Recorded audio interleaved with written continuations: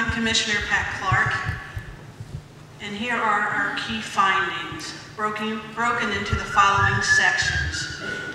Klan and Nazis.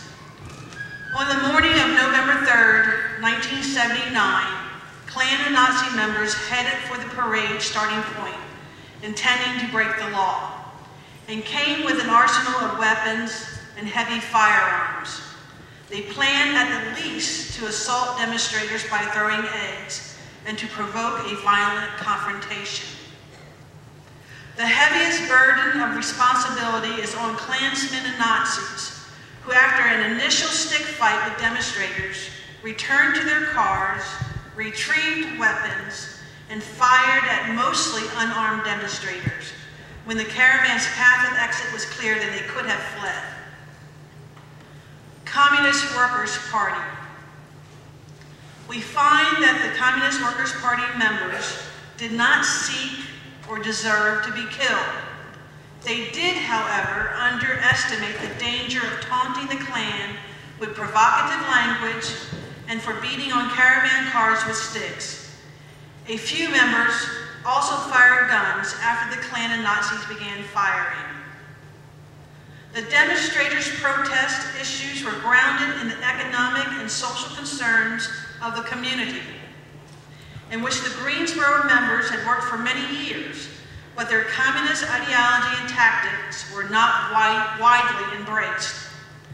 The Workers' Viewpoint Organization and the Communist Workers' Party top-down leadership style was neither empowering nor democratic, and it marginalized the concerns of its own members, along with community residents who were not given sufficient opportunity for input into the death to the Klan plans. The Greensboro Police Department. The primary contributor to the loss of life was the absence of police, which endangered the welfare of all involved, including residents of Morningside homes where the shootings took place. Nearly all commissioners believe that the police absence was the result of some intentionality on the part of at least some officers in the Greensboro Police Department, who viewed Nelson Johnson, the outspoken Communist Workers' Party leader, as anti-police and a troublemaker. Paid police informant and Greensboro Klansman Eddie Dawson played a leadership role in bringing the Klan and Nazis into contact with the Communist Workers' Party.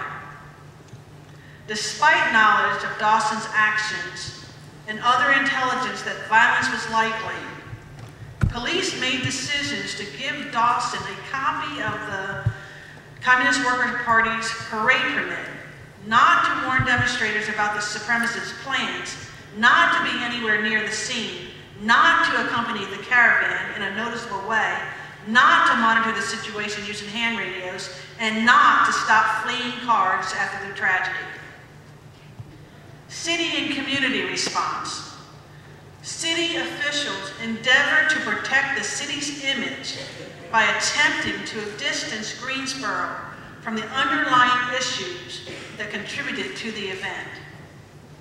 The city's elected officials and managers responded to the tragedy by clamping down on citizen protests in the interest of security through tactics such as curfews, National Guard presence, public service announcements, obstruction surveillance, and intimidation of subsequent protests.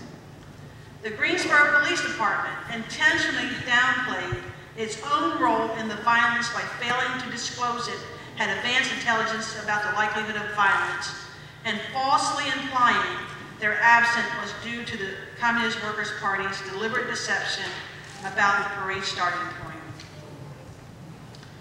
Injustice in the justice system. The verdicts in the 3 trials conflicted with what seems to be a common sense assessment of wrongdoing based on the videotape, resulting in a greater distrust of the justice system.